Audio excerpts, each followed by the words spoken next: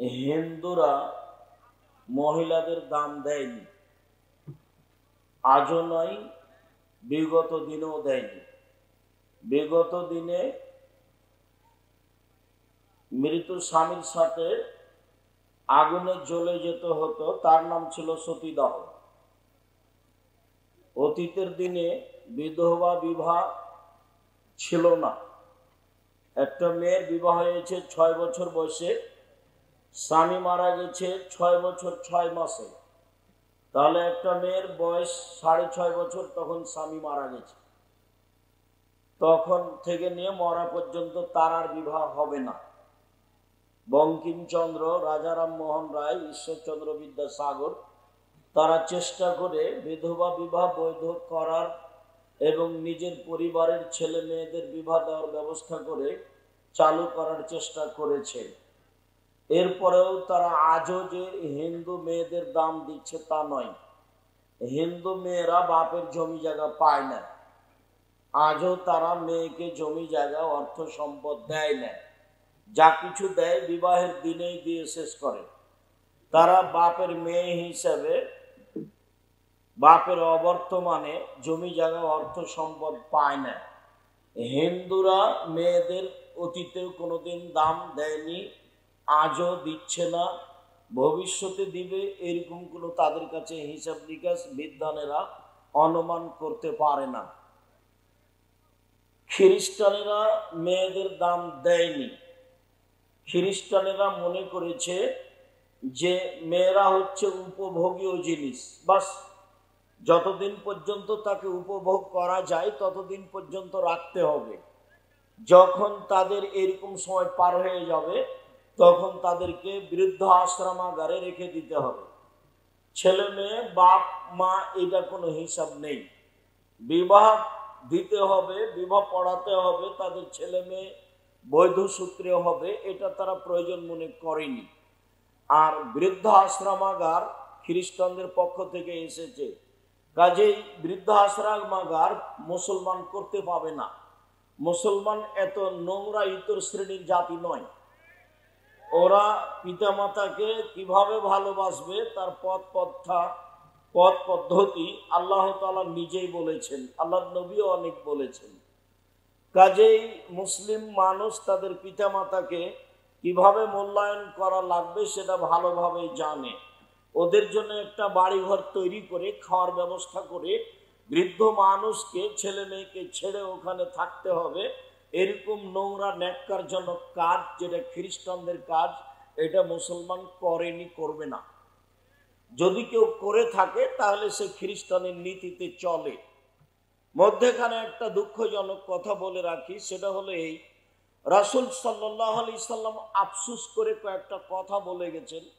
অনেক হাদিস আছে তার আফসোসজনক, তার এইটা একটা যে পৃথিবীর মানুষ মনে রেখো, আমি আমার উম্মতের প্রতি আশঙ্কা করি এই জন্য যে আমার উম্মতের যারা আলেম ওলামা তারা ধর্ম বিক্রি করে খাবে। আদি আইম্মাতা মুদিল্লিন, ভ্রান্ত হুজুর। আমি আমার উম্মতের উপরে যেটা বেশি আশঙ্কা করি সেটা হলো আলেম ওলামা মানুষ তারা ধর্ম বেচে খাবে, ধর্ম বিকৃত করে জাতির সামনে পেশ করবে, এইটা আমার একটা আফসোস। তিনি একথা বলেছেন, আমার উম্মত মূর্তি পূজা করবে। হিন্দুরা মূর্তি পূজা করে, সরস্বতী, ভগবতী, কালী, দুর্গা, তারা এগুলির পূজা করে। মুহাম্মদ সাল্লাল্লাহু আলাইহি সাল্লামের বাপ চাচারা অতীতের যারা চলে গেছে পৌত্তলিক, তারা লাত, মানাত, উজ্জা, হবল এগুলোকে আল্লাহ বলে মানত। মুহাম্মদ সাল্লাল্লাহু আলাইহি সাল্লাম যখন আসলেন তখন তার বংশের লোকজন 360 জন মাবুদ মানত বলে কোরআন হাদিস উল্লেখ করে। আমার উম্মত মূর্তি পূজা করবে, এটা আমার আশঙ্কা। তিনি তৃতীয় বাক্যে বলেছেন, আমার উম্মত হিন্দুদের সাথে মিশে যাবে।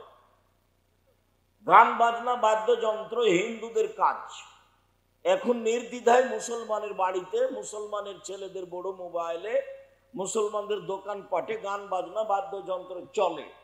অথচ রাসূল সাল্লাল্লাহু আলাইহি সাল্লাম বলছেন, লা তাবিউল কায়নাত, যারা গান বাজনা বাদ্যযন্ত্রে লিপ্ত তাদের ব্যবসা তোমরা করো না।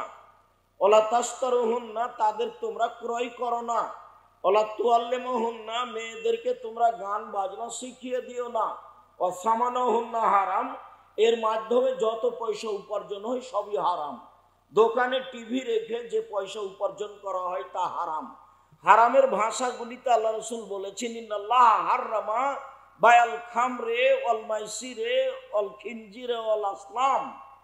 আল্লাহ তাআলা মদকে হারাম করেছেন, আল্লাহ তাআলা জুয়াকে হারাম করেছেন, অল্কু বা বাদ্যযন্ত্র, খেল তামাশা, ডুবি তবলা, হারমোনিয়াম, সেতারা দোতারা সবকে হারাম করেছেন।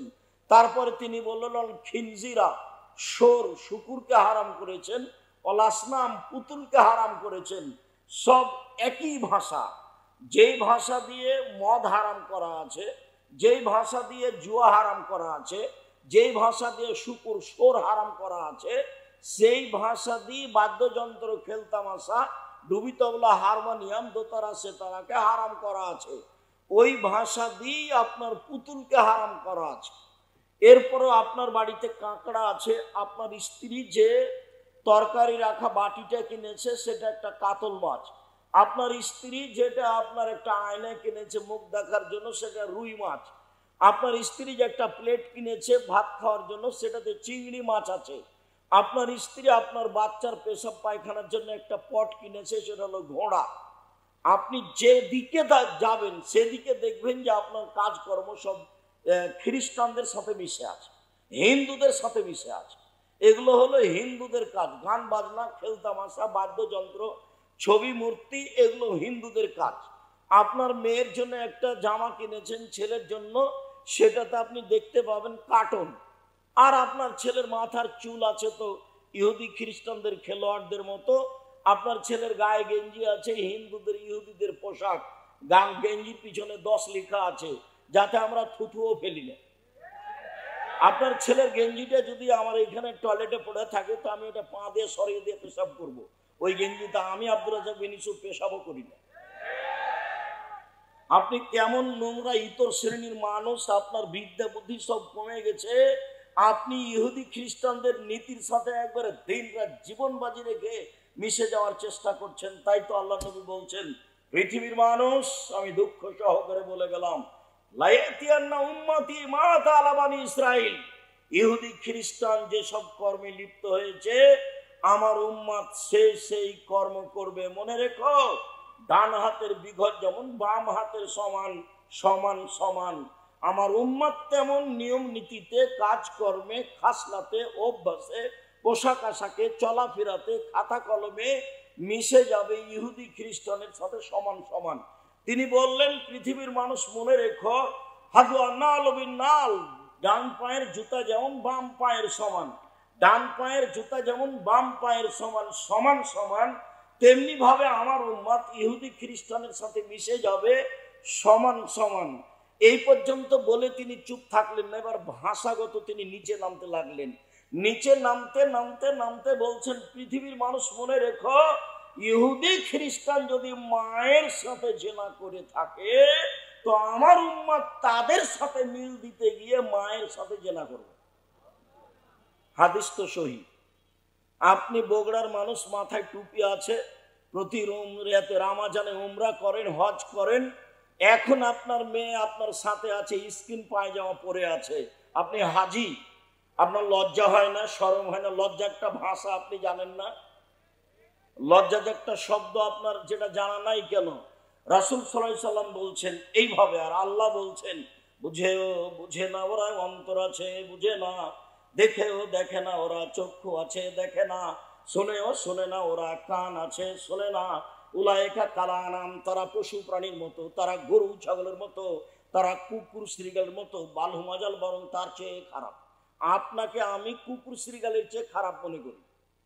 আর আপনার পরিবারকে, আপনাকে যদি আমি অশিক্ষিত প্রমাণ করতে না পারি, আমি জাতির সামনে বক্তব্য দিব না। যেই টিভিতে ল্যাংটা মেয়ে নাচছে সেই টিভির সামনে বসে আছেন আপনি, আপনার স্ত্রী, আর আপনার মেয়ে, আপনার ছেলে, আপনার বৌমা, সবাই মিলে বসে আপনি একটা ল্যাংটা মেয়ে দেখেন, তখন আপনি শিক্ষিত? তখন আপনার লজ্জা আছে? তখন আপনি পশু প্রাণীর চেয়ে ভালো, যে না আপনি কুকুর সিরিয়ালের চেয়ে খারাপ? যদি আপনার এতে বিশ্বাস না হয়, মন কষাকষি ভাব হয়, তো একবার আপনি আমার সাথে বসেন, পার্সোনাল, দেখি আপনার অবস্থা কি। আমি 30 বছর থেকে বলছি, আপনাকে যদি আমি মূর্খ প্রমাণ করতে না পারি, আজকে বগুড়ার মাটিতে বক্তব্য চালু করেছি, বন্ধ করে চলে যাবো, আর কোনোদিন জাতির সামনে আসবো না। রাসূল সাল্লাল্লাহু আলাইহি সাল্লাম এটা দুঃখ করে বলেছেন, আফসোস করে বলেছেন, ওরা যদি মায়ের সাথে জেনা করে, তো আমার উম্মতের অভ্যাস, খাসলাত, শিষ্টাচার এত খারাপ হবে যে ওদের সাথে মিল দিবে মাথার চুল কাটাতে, ওদের সাথে মিল দিবে দাড়ি চেঁচে ফেলাতে, ওদের সাথে মিল দিবে মেয়েদের নখে নেইল পালিশ দেওয়াতে, বড় করাতে।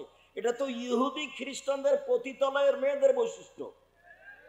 নখ বড় রাখা, নখে নেইল পালিশ দেওয়া, এটা তো ইহুদি খ্রিস্টানদের পতিতালয়ের মেয়েদের বৈশিষ্ট্য। তো আপনার চোখের সামনে আপনার মেয়ের নখ বড় আছে, আপনি বলেন না কিছু, তখন আপনি শিক্ষিত? আমি যদি বলি আপনি কুকুর শ্রীগালের চেয়ে খারাপ, তা আপনাকে তো আমি 30 বছর থেকে বলছি যে নখে নেইল পালিশ দেওয়া, নখ বড় রাখাটা ইহুদি খ্রিস্টানদের পতিতালয়ের মেয়েদের বৈশিষ্ট্য। এটা আপনার হিসাব হয় না কেন? সব নবীদের বৈশিষ্ট্য ছিল 10টা, সব নবীদের অভ্যাস ছিল 10টা, সব নবীদের খাসলাত, স্বভাব ছিল 10টা। তার একটা হলো নখ কেটে ফেলা। আপনারও বড় আছে, আপনার মেয়েরও বড় আছে। আমার উম্মত ইহুদি খ্রিস্টানদের সাথে মিশে যাবে।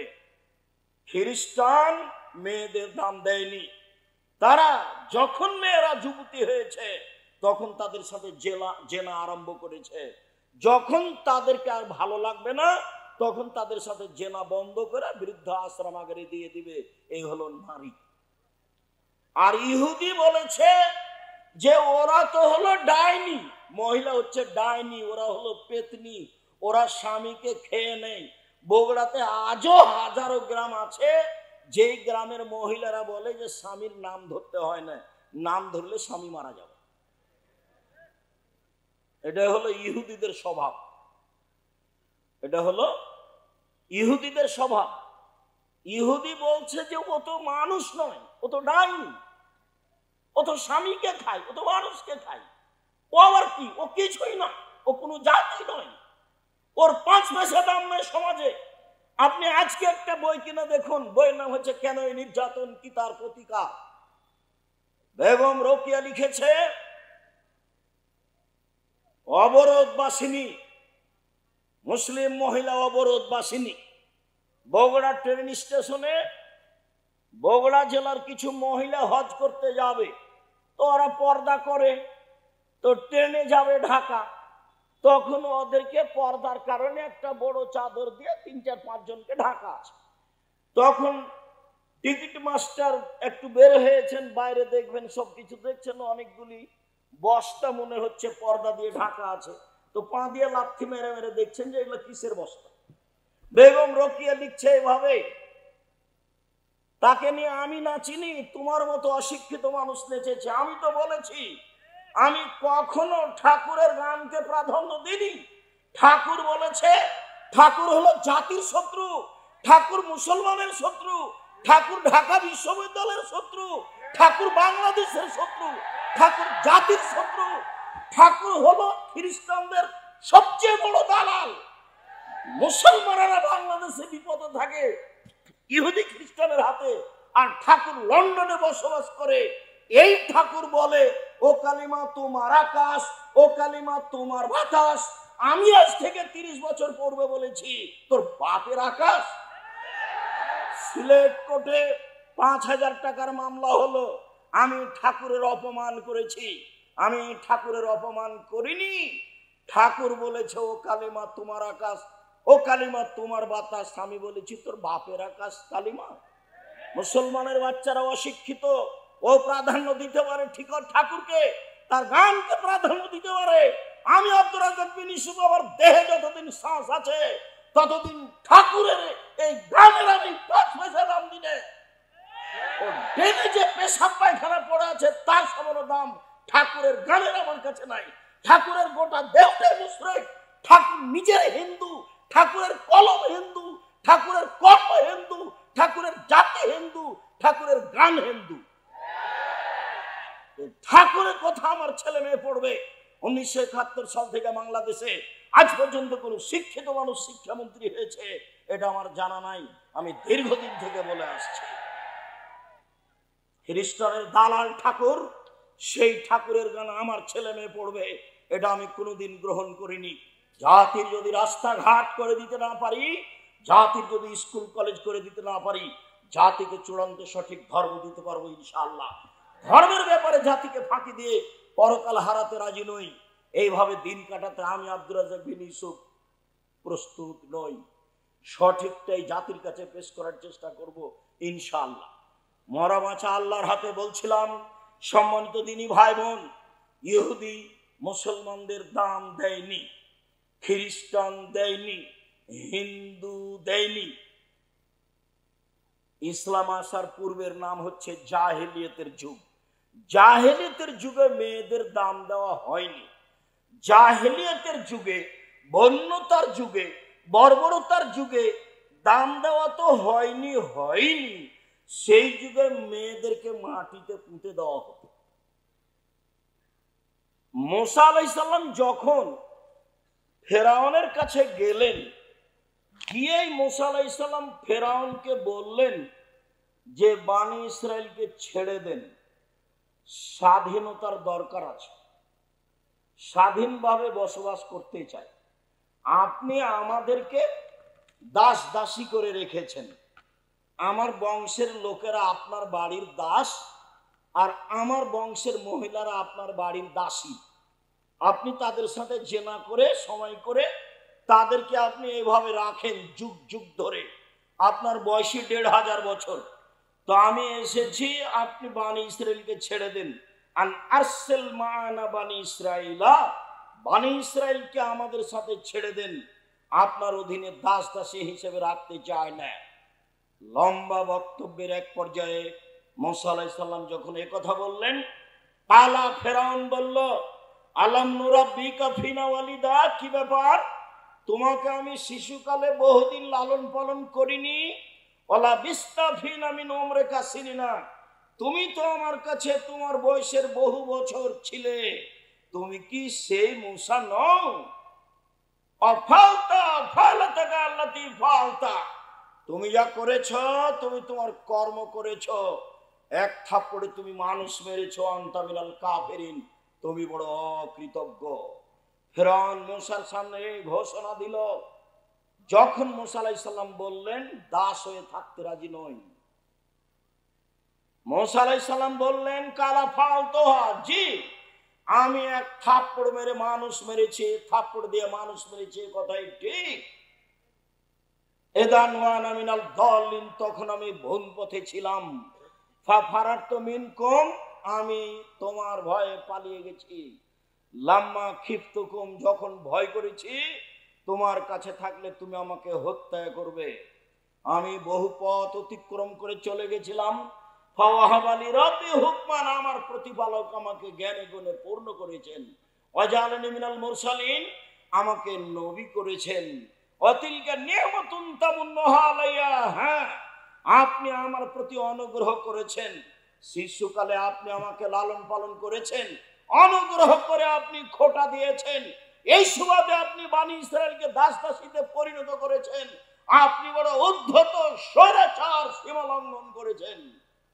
সেই দিন মুসা আলাইহিস সালাম ফেরাউনের সামনে এইভাবে ঘোষণা দিয়েছিলেন, সরকারের কাছে টাকার জন্য যেতে হবে না, সরকারের কাছে দাওয়াতের জন্য যেতে হবে, নিজের স্বাধীনতার জন্য যেতে হবে, নিজের ব্যক্তিত্ব হারানোর জন্য সরকারের কাছে যেতে হবে না।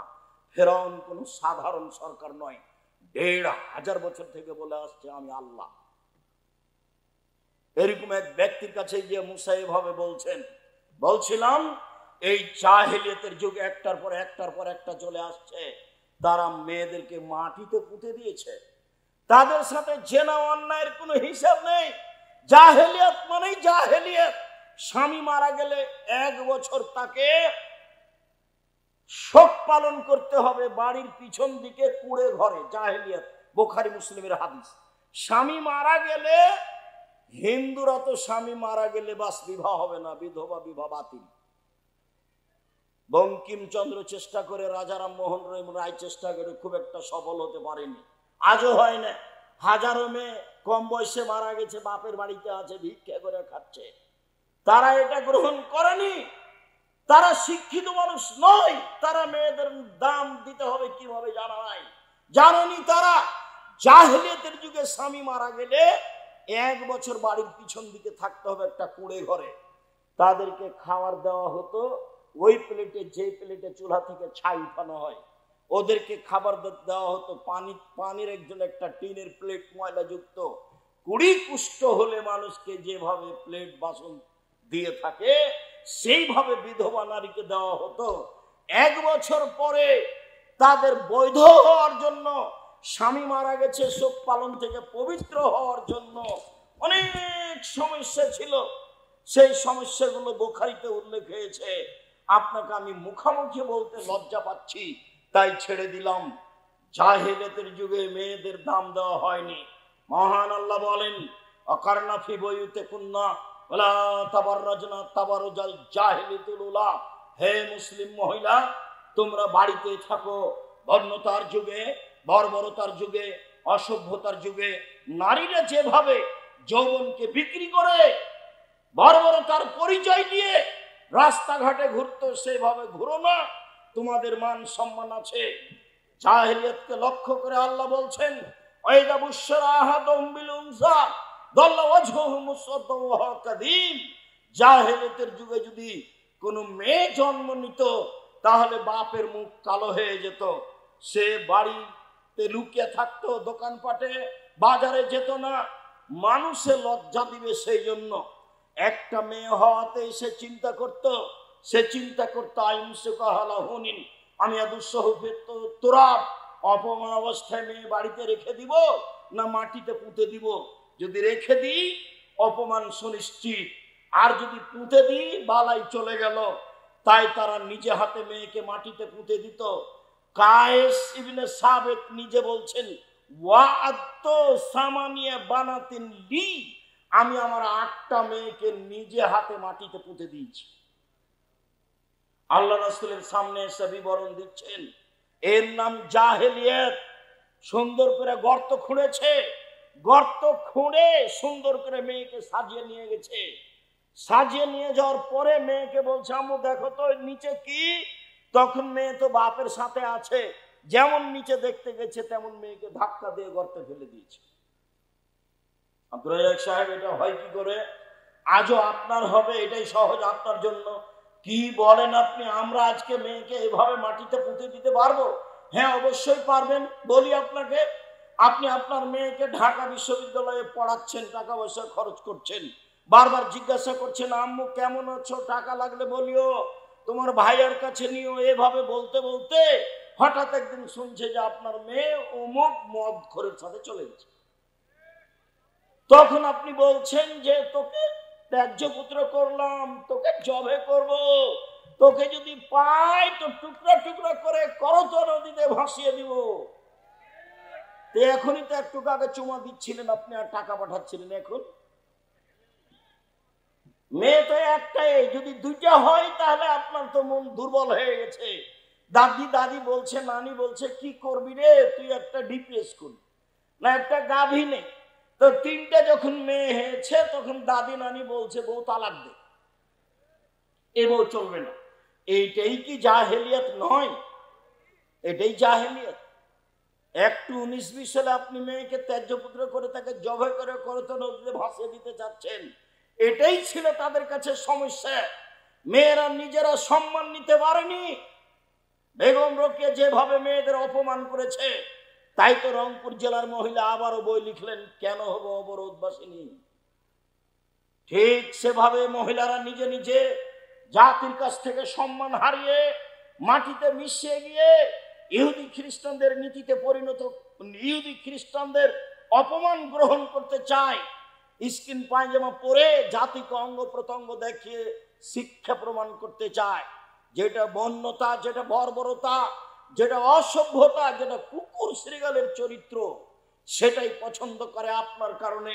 আপনি বাপ হওয়াটাই অভিশাপ। আপনার মতো বাপকে আমি কোনোদিন বাপ বলে স্বীকৃতি দিইনি। আমি বলেছি আপনি চাচা, বলেছি আপনি সৎ বাপ। আমি এ কথা খুব ভালোভাবে জানি যে আপনি সত্যিই বাপ, এটা আমি খুব ভালোভাবে জানি। আপনি সত্যিই বাপ, কিন্তু আপনার স্বভাবের কারণে, আপনার দুশ্চরিত্রের কারণে, আপনার শিক্ষার অভাবের কারণে, আপনার বোকামির কারণে আপনি আপনার মেয়েকে এইভাবে ধ্বংস করেছেন। তাই তো রাসূল সাল্লাল্লাহু আলাইহি ওয়াসাল্লাম বলেছেন, তিন শ্রেণীর মানুষ কখনো জান্নাতে যাবে না। এক, আর রাজুলাতুন মিনান নিসায়ে, পুরুষের বেশধারী নারী, যারা পুরুষের জুতা স্যান্ডেল পরে, যারা পুরুষের শার্ট প্যান্ট পরে, যারা পুরুষের পোশাক পরে, তারা জান্নাতে যাবে না। ও দায়ুস, আর আপনি যাবেন না। আপনি যে ওই মেয়ের বাপ, যে মেয়ে পোশাক পরে সে মেয়ের পিতা আপনি, যার কারণে আপনি যাবেন না। এই কথা মুহাম্মদ সাল্লাল্লাহু আলাইহি সাল্লাম বলেন। মুগিরা ইবনে শুবা রাদিয়াল্লাহু তাআলা আনহু বলেন, আল্লাহর নবী বলছেন আল্লাহ তাআলা হারাম করেছেন এক, উকুকাল উম্মাহাত, মায়ের অবাধ্য চলা হারাম। ঘুম থেকে উঠে দেখে মনে হচ্ছে মায়ের মতো বড় শত্রু আর কেউ নেই। মায়ের মতো বড় শত্রু আর কেউ নেই। মাটির উপরে সবচেয়ে খারাপ মানুষ হলো মা, এটাই মনে হচ্ছে। আল্লাহর নবী বলছেন সবচেয়ে বড় হারাম হচ্ছে মায়ের অবাধ্য চলা। দুই, মানাওয়াহাতিন, কৃপণতা অবলম্বন করা। তিন, অদুল বানাত, মেয়েকে মাটিতে পুঁতে দেওয়া। মেয়েকে মাটিতে পুঁতে দেওয়া হতো, তার নাম জাহেলিয়ত। জাহেলিয়তকে উপেক্ষা করে আল্লাহর নবী যা বললেন, আল্লাহর নবী যা করলেন, লম্বা আলোচনার সংক্ষিপ্ত আপাতত এখানে শুরু করি। আল্লাহর নবী যা বললেন এটা আগে বলি, তারপর আল্লাহর নবী যা করলেন এটা পরে বলি। জাহেলিয়ত দূর করার জন্য তিনি যা বললেন, তাতে তিনি বললেন পৃথিবীর মানুষ শুনে রেখো, মান আলা জারিয়াতাইনে, কেউ যদি দুইটা মেয়ের লালন পালন করে, হাত্তা তাবলুগা, বিবাহ দেওয়ার বয়স পর্যন্ত বিবাহ দিয়ে দেয়, ফাজ্জাও হুয়া ওয়া আনা ফিল জান্নাতি হাকাজা, তাহলে সে মেয়ের বাপ আর আমি জান্নাতে এভাবে থাকবো। আঙ্গুল দুটি জমা করে দেখালেন। মনে রাখা ভালো হবে, আল্লাহর নবীর সাথে থাকা জান্নাতে অতীব কঠিন কাজ। একজন সাহাবী সন্ধ্যা রাতে আল্লাহ রাসূলের সামনে একটা মেশক আর পানি নিয়ে যে দিলেন, আল্লাহ রাসূল খুশি হয়ে গেলেন। বেশ ভালো তো, তুমি বুদ্ধি রাখো, তুমি সালমা শেতা, তুমি আমার কাছে কিছু চাও, যা চাইবে তোমার মন চাই সেটাই চাও। তখন মুরাফাকাতাকা ফিল জান্নাত, জান্নাতে আপনার সাথে থাকতে চাই। তখন আল্লাহ রাসূল বলছেন আগারে জালেক, না না না না, এটা নয়, এটা নয়, এটা নয়, অন্যটা অন্যটা অন্যটা বলো। তখন সাহাবী বলছেন হোয়া জাকা, এটাই চাই। তখন আল্লাহ রাসূল বলছেন আইনি বে কাসরাতি সুজুদ, তাহলে আমাকে তাহাজ্জুদ পড়ে সহযোগিতা করো। রাতে তাহাজ্জুদ না পড়ে আমার সাথে জান্নাতে থাকা যাবে না। নিয়মিত রাতে তাহাজ্জুদ পড়ে জান্নাতে রবের সাথে থাকা যায়, এ ব্যাপারে তিনি বলেছেন। তিনি বলেন দুইটা মেয়ের যদি কেউ লালন পালন করে, তাহলে আমি আর সেই পিতায় একসাথে জান্নাতে এইভাবে থাকব। তখন তিনি তর্জনী এবং মধ্যমা আঙ্গুল দুটি জমা করে দিলেন। এইখানে আর একটা কথা আছে, তিনি বলেছেন মানালা কাফুলিল ইয়াতীম, কেউ যদি এতিমের লালন পালন করে, সেই ব্যক্তি আর আমি জান্নাতে এইভাবে থাকব। তখনও তিনি তর্জনী এবং মধ্যমা ইশারা করে দেখালেন, তবে দুইটার মধ্যে একটু ফাঁকা রাখলেন। এতিমের লালন পালন করলে আমার সাথে থাকা যাবে, তবে একবারই সাথে নয়। এই যে হাদিস বুখারী মুসলিম, কেউ যদি দুইটা মেয়ের লালন পালন করে, তাহলে সেই পিতা আর আমি একসাথে। তিনি বলেন পৃথিবীর মানুষ শুনে রেখো, মানা আলা সালাসা বানাতিন, কেউ যদি তিনটি মেয়ের লালন পালন করে, ফা আল্লামাহুন্না, লালন পালন মানে ফা আল্লামাহুন্না, তাকে বিদ্যা শিখিয়ে দেয়, ওয়াদাবাহুন্না, তাকে শিষ্টাচার শিখিয়ে দেয়, ওয়াকাসাহুন্না, তাকে কাপড় পরিধানের ব্যবস্থা করে দেয়, তার ওয়া আকলাহুন্না, ওর খাওয়ার ব্যবস্থা করে দেই, তাহলে কুনাল্লাহু সিতরান ইয়াউমাল কিয়ামা মিনান নারে, বিচারের মাঠে ওই মেয়ে তিনটি বাপকে জান্নাতে নিয়ে যাওয়ার জন্য জাহান্নাম থেকে অন্তরাল হয়ে যাবে। ওইদিকে থাকবে জাহান্নাম, এইদিকে থাকবে পিতার, মধ্যে থাকবে তিনটা মেয়ে। মেয়ে তিনটি আল্লাহকে বলবে আমার পিতাকে আগে জান্নাতে দেন, তারপরে কোনো কথা। একবারে শক্তভাবে বেঁকে বসবে, যতক্ষণ পর্যন্ত তিনটি মেয়ের পিতা জান্নাতে যাবে না ততক্ষণ পর্যন্ত মেয়ে তিনটি সেখান থেকে সরে যাবে না, অন্তরাল হয়ে আছে। ওদিকে আছে জাহান্নাম, এদিকে আছে পিতার, মধ্যে আছে মেয়েরা। 10টা ছেলে লালন পালন করলে 1 পয়সা লাভ হবে, এই কথা মুহাম্মদ সাল্লাল্লাহু আলাইহি ওয়াসাল্লাম বলেননি। তো ছেলেকে পড়াবেন, শিক্ষা দিবেন কেন? জন্ম দিয়েছেন এই জন্য। যদি শিক্ষা না দেন, এখন যা পাপ করবে সব আপনার, যা পাপ করবে সব আপনার। ছেলে বলছে যে আমার বয়স 30-35 বছর, তবু আমার বাপ বিবাহ দেয় না, তখন আমি নিরুপায় হয়ে জেনার সাথে থাকি। যত জেনা আছে সব পাপ আপনার। যত মোবাইলে ল্যাংটা মেয়ে দেখে আপনার ছেলে চক্ষু ঠান্ডা করছে, কলিজা ঠান্ডা করছে, মন ঠান্ডা করছে, সব পাপ আপনার। আল্লাহ রাসূল বলছেন, পৃথিবীর মানুষ শুনে রেখো, আমার উম্মতের উপরে আমি আশঙ্কা করে গেলাম গোপন পাপের। মোবাইলে মানুষ এভাবে গোপন পাপ করবে, এটা রাসূল সাল্লাল্লাহু আলাইহি ওয়াসাল্লাম জানতেন না, তবে তিনি বলে যাচ্ছেন আমার উম্মত গোপন পাপে লিপ্ত হবে, এটা আমার আশঙ্কা। বাপ ওই ঘরে ল্যাংটা মেয়ে দেখছে, মা এই ঘরে ল্যাংটা মেয়ে দেখছে, তুমি এই ঘরে ল্যাংটা মেয়ে দেখছো, তোমার বোন ওই ঘরে ল্যাংটা মেয়ে দেখছে, এক বাড়িতে সব ঘরে ঘরে সব ল্যাংটা মেয়ে ব্যস্ত, সবাই ব্যস্ত। আর তোমার বাপ বৃদ্ধ হয়ে গেছে, সেটা একটু বলি। তোমার বাপ তাহাজ্জুদ পড়তে উঠে আব্দুর রাজ্জাক সাহেব চাপ দিয়েছে, তখন রাত 3টায় উঠেছে, সুন্দর করে ওযু করেছে, ওযু করার পরে বলছে আচ্ছা একটু টিভিতে কি আছে দেখি তো। যেমন টিভি চালু করেছে, বিশাল আকৃতিতে ল্যাংটা মেয়ে চলে এসেছে, কোথায় যে তাহাজ্জুদ গেল। এই চরিত্র তোমার বাপের, এই চরিত্র তোমার। দোকানে বসে বসে তোমার বাপ ঘন্টার ঘন্টা সময় কাটায়, এশার সালাত আদায় করতে গিয়ে মাথায় টুপি পরে মাথায় দিয়ে দোকানে বসে থাকে, দোকানে ল্যাংটা মেয়ে নাচে। তোমার বাপ এখন বলুক যে আমি ভালো মানুষ। আল্লাহর নবী এশার সালাতের পরে কথা বলাকে ঘৃণা করতেন, আল্লাহর নবী এশার সালাতের পূর্বে ঘুমিয়ে যাওয়াকে ঘৃণা করতেন। হাদিস বুখারী মুসলিম। আমি বলেছি বাড়িতে প্রিসিডেন্ট আইয়ুবের মতো করে মার্শাল জারি করে রাখতে হবে, কারফিউ। রাত 10টার পরে কেউ এখানে জেগে থাকতে পাবে না। এই বাড়িতে রাত 10টার পরে কথা বলা নিষিদ্ধ, পড়াশোনা ব্যতীত, এটা ঘোষণা থাকবে বাড়িতে। তাহলে 10টায় ঘুমিয়ে গেছে 5 ঘন্টা, তাহলে কতটা বাজলো? 3টায় আপনি উঠে যান, আপনার ছেলে উঠে যাবে, নিজ নিজ ঘরে 2 রাকাত সালাত আদায় করে আল্লাহকে বলবে যে তুমি আমাকে এদেশের সবচেয়ে বড় শিক্ষিত করে দাও, তার তো রহমতের অভাব নাই। তুমি আমাকে বগুড়া শহরে একটা জমির ব্যবস্থা করে দাও, তুমি আমার এই ভ্যানটা ভেঙে গেছে, একটা নতুন ভ্যানের ব্যবস্থা করে দাও। যা বলতে চাই এখনই বলতে হবে, এটাই সময়। জীবনে কিছু করতে না পারলে অন্তত এই সময়ে কিছু বলেন। 4টা কাজ মনে রাখবেন: 1 5 ওয়াক্ত সালাত, 2 হালাল রুজি, 3 কোরআন তেলাওয়াত, 4 আড্ডা পিটা জীবনের জন্য হারাম, চিরদিনের জন্য হারাম। 2 জন যেখানে বসে আছে সেখানে বসবেন না। যদিও আজকে আব্দুর রহিমের বক্তব্যের পরে আমাদের বক্তব্য চলে না, তারপরেও আমি যেহেতু এসেছি, কেমনে ফিরে যাই এটা একটা কেমন কেমন লাগে, তাই আমি আপনাদের সামনে দাঁড়িয়ে আছি। নাহলে আমিও চাচ্ছিলাম যে যা হয়েছে হয়েছে, সালাম দিয়ে চলে যাই। আব্দুল্লাহ কি বলেছে আমি তখন শুনিনি। আমি আপনার কাছে যেটা বলছি, আপনি আমার দিনী ভাই দিনী বোন, নিজের ছেলে মেয়ের জন্য যেমন বলেন, আব্দুল্লাহ, আব্দুর রহমান, আব্দুর রহিম তাদের জন্য বলবেন, আল্লাহ যেন তাদের খিদমত কবুল করেন। বলছিলাম সম্মানিত দিনী ভাই বোন, রাসূল সাল্লাল্লাহু আলাইহি সাল্লাম বলেন পৃথিবীর মানুষ শুনে রেখো, মান কানা লাহু সালাসা বানাত, কারো যদি 3টে মেয়ে থাকে, আল্লামাহুন্না, তাকে বিদ্যা শিখিয়ে দেয়, ওয়াদাবাহুন্না, শিষ্টাচার শিখিয়ে দেয়, ফালাহুল জান্নাহ, সে জান্নাতে যাবেই।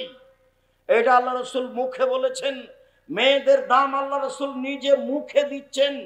জাহেলিয়াতকে উপেক্ষা করে আপনি দেখুন, আমি শিষ্টাচার বলতেই যে হাদিসটা অহরহ বলে থাকি সেটা একটু শুনিয়ে রাখি। এই ছেলে, বসো, একটু থামো, বিরক্ত হচ্ছ কেন? আমি তো তোমার জন্য এসেছি কষ্ট করে। আমি কয়েক মিনিট পরেই কথা শেষ করব ইনশাআল্লাহ। তুমি একটু ধৈর্যের পরিচয় দিবা, দয়া করে কোনো কাজ দেখায় না এখন। আর এত দীর্ঘ সময় অপেক্ষা করছি আমি তোমার জন্যই। সম্মানিত দিনী ভাই বোন, জাবের রাদিয়াল্লাহু তাআলা আনহু বলছেন, রাসূলের সাথে যুদ্ধ করে আসছিলাম, যুদ্ধে আমিও শরীক হয়েছিলাম রাসূলের সাথে। মদিনায় ঢুকবো, আল্লাহ রাসূল বলেন এখানে সবাই থামো, থাকো, সকালে বাড়ি যাব। আমি জাবের বললাম, আল্লাহর নবী, আমি নতুন বিবাহ করেছি, এই ছেলেরা তোমরা যারা দাওয়াত আল্লাহর জন্য আদায় করতে চাচ্ছিলে, 1 মিনিট দাওয়াত আল্লাহ। আমি 1 মিনিট, এই ছেলে শোনো, আমি মসজিদ বাংশা থেকে বের হয়ে মসজিদের দিকে যাই রাজশাহীতে, তো দেখি গাড়ির গায়ে লেখা আছে দাওয়াত আল্লাহ। তো আমি বুঝতে পারিনি, আচ্ছা দাওয়াত আল্লাহ কি জিনিস। তো কয়েকদিন দেখার পরে একদিন বলছি আব্বু, আব্দুল্লাহকে, আব্বু আর দাওয়াত আল্লাহ এটা কি? তখন আমাকে বলছে, আব্বু আপনাকে তো আমি প্রায় 30 বছর যাবত দাওয়াত দিতে দেখলাম, আর আমিও দেশ বিদেশ মোটামুটি ভালোই ঘুরলাম, তাতে দেখছি যে আমরা হচ্ছি ইহুদি খ্রিস্টানদের দাস দাসী। নইলে আমরা যারা বাংলাদেশি ইঞ্জিনিয়ার তারা হলাম পদ্মা সেতুর লেবার, আর ওরা হলো পরিচালক, টাকা আমাদের, সবকিছু ওদের। তো নিজেকে দাস দাসী থেকে মুক্ত করতে হলে কোরআন সুন্দর করে শিক্ষার এবং আকীদা সুন্দর করে সংশোধনের বিকল্প পথ নেই। তাই আমি চিন্তা করলাম একবারে সারা বাংলাদেশ জুড়ে, টেকনাফ থেকে তেতুলিয়া, আমি সারা বাংলাদেশ জুড়ে মক্তব পরিচালনা করব। সে উদ্দেশ্যে জামিয়া সালাফের একটা শাখার নাম দিয়েছি দাওয়াত আল্লাহ। আল্লাহর পথে দাওয়াত, মসজিদ ভিত্তিক শিক্ষা কার্যক্রম, দাওয়াতি কার্যক্রম মসজিদ ভিত্তিক চলবে। আপাতত 450 মসজিদ চালু আছে জামিয়া সালাফের পক্ষ থেকে। সাথে সাথে সারা দেশ থেকে মসজিদের ইমামেরা ফ্রি যাবে, ফ্রি খাবে, ফ্রি আসবে, ফ্রি বই পাবে আব্দুল্লাহর লেখা এই সিলেবাসের উপরে। এটা চালু করেছে। আপনি প্রশিক্ষণে যাবেন, খুব উচ্চমানের শিক্ষক রাখা আছে প্রশিক্ষণের জন্য, অনেক টাকা বেতন দিয়ে। আপনি ফ্রি যাবেন, ফ্রি থাকবেন, ফ্রি আসবেন। একমাত্র আপনার মসজিদে আকীদা, আদর্শ, কোরআন শিক্ষা কার্যক্রম বাস্তবায়ন করার জন্য জামিয়া সালাফের পক্ষ থেকে এটা একটা বড় পদক্ষেপ। আল ইতিসাম পত্রিকা 12 জন মুফতি দিয়ে দেখা হয়, 50টা প্রশ্নের উত্তর আছে। আপাতত এই দেশে এই মানের কোন পত্রিকা নেই। আর জামিয়া সালাফের একটা বড় শাখা আল অনলাইন ইতিসাম টিভি, যেটা জামিয়া সালাফের, সেটা তো সব সময় বলি সবচেয়ে বড় প্রতিষ্ঠান বাংলাদেশে। শিক্ষা মানে, শিক্ষক গণে, আয়াতনে বাংলাদেশের জামিয়া সালাফের সবচেয়ে বড় প্রতিষ্ঠান। আয়াতনে রূপগঞ্জ, নারায়ণগঞ্জ প্রায় 100 বিঘা জমির উপরে, জামিয়া সালাফিয়া ডাঙ্গিপাড়া প্রায় 40 বিঘা জমির উপরে, মেয়ে শাখা আপনার এতে তানোরে 60 থেকে 70 বিঘা জমির উপরে, দিনাজপুরে যেটা প্রায় 20 বিঘা জমির উপরে। আয়তনে সবচেয়ে বড়, শিক্ষক সংখ্যায় 300 জন শিক্ষক শিক্ষিকা জামিয়া সালাফাই। শিক্ষক গুণে ইন্ডিয়ান শিক্ষক, সৌদি শিক্ষক, বাংলাদেশি শিক্ষক, দামি দামি শিক্ষক, মানে তাদের বেতন লাগে 2024 পর্যন্ত 32 লক্ষ। 2025 এসে কত লাগবে তা আমার কাছে হিসাব এখনো আসেনি। এটাই হচ্ছে আপনাদের জামিয়া সালাফিয়া। এইটাকে আপনি মনে রাখবেন। শুনুন, রাসূল সাল্লাল্লাহু আলাইহি ওয়াসাল্লাম এবার জাহেলিয়াতকে লাথি মেরে মেয়েদের মর্যাদা দিতে গিয়ে বলছেন, পৃথিবীর মানুষ শুনে রেখো, ইন্নাল ইয়াহুদা কানু ইয়াজাহাদাত ফীহিম, যখন ইহুদিদের মধ্যে কোন মেয়ে ঋতুবতী হতো তখন তারা তাদেরকে বাড়ির পিছনে রেখে আসতো। ছি ছি ছি ছি ছি, ও পচে গেছে, ওর সাথে কথা বলা হবে না, ও যেন বিছানায় হাত না লাগায়, ও যেন ভাতের পাতিলে হাত না লাগায়, তাকে পিছনে রেখে দিয়েছে। সাহাবীগণ বলেন, আল্লাহর নবী এই যে মহিলারা ঋতুবতী হলে ইহুদিরা এরকম করছে, তো আপনি কি বলছেন? তখন আল্লাহ রাসূল বলছেন, ইসনাউ কুল্লা শাইইন ইল্লা নিকাহ, ঋতুবতী মহিলার সাথে স্ত্রী মিলন ব্যতীত যা কিছু তোমার শান্তি তৃপ্তির জন্য তাই করো। ঋতুবতী হয়েছে তাতে কি হবে? তোমার বিছানে থাকবে, তোমার সাথে থাকবে, তোমার সাথে কথা বলবে, তোমার সাথে মান সম্মান ভোগ করবে, তোমার সাথে খাবে, তোমার সাথে চলবে, যে কোনো প্রয়োজনে তোমার সাথে থাকবে। হাদিস বুখারী মুসলিম। এই ঘোষণা যখন আল্লাহর নবী দিলেন, তখন ইহুদিরা বলল, মাইরিদা হাজার রাজুল আইয়াদানা ফি আমরিনা কুল্লা শাইইন ইলা ইউখালিফানা ফি। আরে কেমন মানুষ গো মোহাম্মদ, কত খারাপ মানুষ, শুধুমাত্র আমাদের বিরোধিতা করা তার কাজ, সবটাতেও আমাদের বিরোধিতা করে। এমনকি ঋতুবতী নারী হলেও সে আমাদের বিরোধিতা করে। সে এই ঘোষণা দিয়েছে। আয়েশা রাদিয়াল্লাহু তাআলা আনহা বলেন, ইন্নী কুনতু ইকতাসালতু মান নবী সাল্লাল্লাহু আলাইহি সাল্লাম মিন ইনাইন ওয়াহিদিন কিলানা জুনুবুন। আমি এবং আল্লাহর নবী অপবিত্র অবস্থায় এক পাত্র থেকে পানি নিয়ে গোসল করতাম। এই কথা বলার পরে তিনি বলছেন, ফামারানি, তিনি আমাকে আদেশ করতেন, আনাত্তাজেরা, আমি ঋতু অবস্থায় স্ত্রী অঙ্গে একটি অতিরিক্ত কাপড় ব্যবহার করব। ফায়ুবাসিরনি, তারপর তিনি আমার শরীরের সাথে শরীর মিশিয়ে থাকতেন। ইউবাসের মানে আমার শরীরের মাঝে আর রাসূলের শরীরের মাঝে কোনো কাপড় থাকতো না। ওয়ানাহাইস, তখন আমি ঋতুবতী। ইহুদি বলেছে ও পচে গেছে, বাড়ির পিছন দিকে রেখে আসো, ছাই তোলা প্লেটে তাকে খেতে দিতে হবে, ময়লা গিলাসে তাকে পানি দিতে হবে, ও যেন বাড়ির ভিতরে না আসে, ও বিছানে হাত লাগাতে পাবে না, পাতিলে হাত লাগাতে পাবে না। আয়েশা রাদিয়াল্লাহু তাআলা আনহা বলেন, আল্লাহর নবী আমার গায়ের সাথে গাও লাগিয়ে কাপড় ছাড়াই রাত অতিবাহিত করতেন। আয়েশা রাদিয়াল্লাহু তাআলা আনহা বলেন, ওয়ান্নাহু ইখরাজ রাসাহু ইলাই ওয়ানা মুতাকিব, তিনি ইতিকাফ অবস্থায় ইতিকাফে বসে আছেন, মাথাটা আমার দিকে আগিয়ে দিয়েছেন, লেগ সেলাহু, যাতে করে আমি তার মাথাটা ধুয়ে দিই। ওয়ানা হাইজ, তখন আমি ঋতুবতী। মুহাম্মদ সাল্লাল্লাহু আলাইহি সাল্লাম নারীদের সাথে যা আচরণ করেন তা আয়েশার মাধ্যমে জাতির সামনে দিয়ে গেছেন। আয়েশা রাদিয়াল্লাহু তাআলা আনহা বলেন, আমি আশরাবুল মা, পানি পান করতাম গিলাসে, সুম্মা উনাবেলহু, আমি তারপর রাসূলের হাতে দিতাম, ফায়াদা ফাহু আলা মাওজাফিয়া, গিলাসের ওখানেই মুখ লাগাতেন যেখানে আমি মুখ লাগিয়ে পানি পান করেছি, তখন আমি ঋতুবতী। এই কথা আয়েশা রাদিয়াল্লাহু তাআলা আনহা বলেন। আয়েশা রাদিয়াল্লাহু তাআলা আনহা বলেন, আন-নবী সাল্লাল্লাহু আলাইহি সাল্লাম ইয়াত্তাকাউ ফি হিজরি, আল্লাহর নবী আমার উরু রানের উপরে মাথা দিয়ে কোরআন মাজিদ পড়তেন, তখন আমি ঋতুবতী। কোরআন মাজিদ আল্লাহর দেওয়া গ্রন্থ, পাক পবিত্র গ্রন্থ। আয়েশা ঋতুবতী মহিলা, তার উরু রানের উপরে মাথা রেখে আল্লাহর নবী কোরআন মাজিদ পড়তেন। আয়েশা রাদিয়াল্লাহু তাআলা আনহা বলেন, একদা আল্লাহর নবী বললেন, নাবিনিল খুমরা মিনাল মসজিদ, আয়েশা মসজিদ থেকে তুমি চাটাইটা দাও। আমি বললাম, আমি ঋতুবতী। আল্লাহ রাসূল বললেন, ইন্না হাইজাতাকে লাইসাত ফিয়া, দেখে আয়েশা, তোমার ঋতু তোমার হাতে লেগে নেই। সম্মানিত দিনী ভাই বোন, আমি বলছিলাম রাসূল সাল্লাল্লাহু আলাইহি সাল্লাম নিজে নারীদের সাথে কি আচরণ করতে হবে তা দেখিয়ে গেছেন যখন তারা ঋতুবতী। আর যারা ভালো তারা কিভাবে চলবে স্বামীর সাথে সাংসারিক ভাবে তা পূর্ণ মান দিয়েছেন। তাতে তিনি বলেছেন, পৃথিবীর মানুষ মনে রেখো, নারীদের সম্মান অনেক বেশি। তারা যদি 4টা কাজ করতে পারে, জান্নাতের সব দরজা খোলা। একটু থামেন, শেষে চলে আসে। কেউ কেউ গেছে এর জন্য রুমাল নিয়ে, একটু থামেন।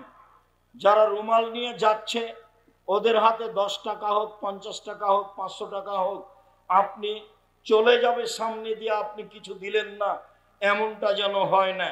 নইলে যেটুকু দেওয়ার মনে করেছিলাম সেটুকু ক্ষতি হয়ে যাবে, ওটা হবেই।